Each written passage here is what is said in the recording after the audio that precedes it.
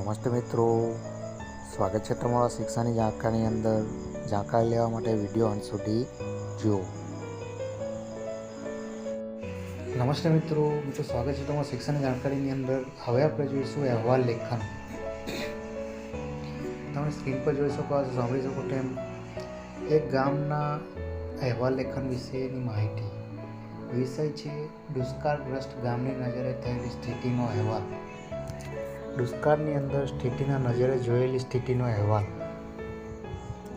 ગામની નજરે જોયેલી સ્થિતિનો અહેવાલ. તો મિત્રો આ મુજબ છે. વહાલા ગ્રામવાસીઓ, આપણું ગામ છેલ્લા 3 વર્ષથી દુકાળના કાળમાં પંજામાં સંપડાયેલું છે. શહેરમાં વસતા જે લોકો આપણા ગામની મુલાકાત લીધી હશે તેમને ગામની વિકટ પરિસ્થિતિનો ખ્યાલ આવ્યો હશે.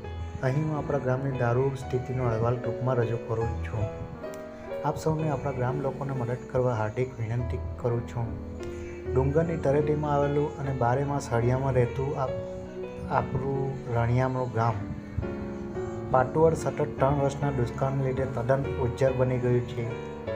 ડુંગરા બાળા થઈ ગયા છે, વૃક્ષો તૂટા બની ગયા છે.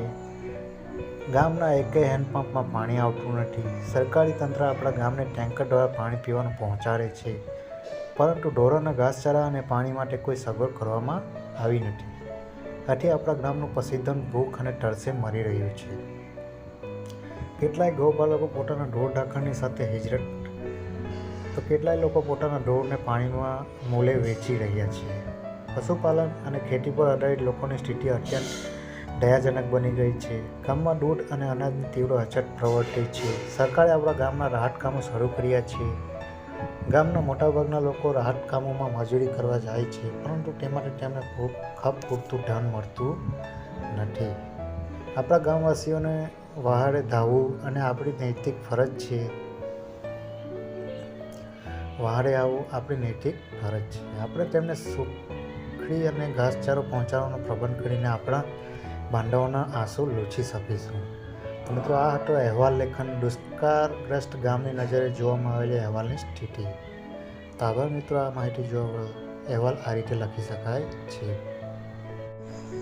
તો આભાર મિત્રો, તમારે આ વિડીયો અંત સુધી જોવા બદલ. મિત્રો આ વિડીયોની માહિતી ગમી હોય નજીકના મિત્રોને જણાવો.